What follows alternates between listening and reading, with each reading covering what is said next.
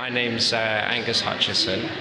I'm originally an architect, and about 5 years ago I changed direction a little bit, and I've gone more into lighting design, lighting installations.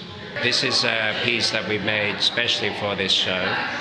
It's called 8,000 Miles of Home, and the title is derived from the extraordinary length of filament contained in the piece. The piece is made out of silk cocoons from the silkworm. Each one is like the house of the silkworm. Each one contains about 2/3 of a mile of filament. And we estimate there are around 12,000 cocoons here. So contained in here is actually 8,000 miles of filament. There are small-scale farms in Thailand, and we have an agent who goes around. It's like little family businesses.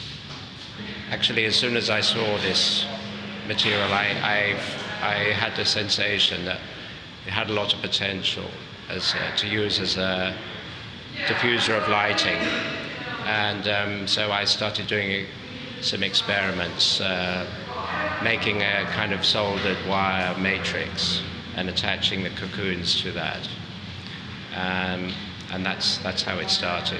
But most of the work I do is working with natural materials and materials that quickly replenish themselves. And these are the things I work with, but it's kind of what is to hand as well. Usually they're not found. I don't sort of wander around the countryside. They're actually found in the city. So it's a kind of vernacular in a way.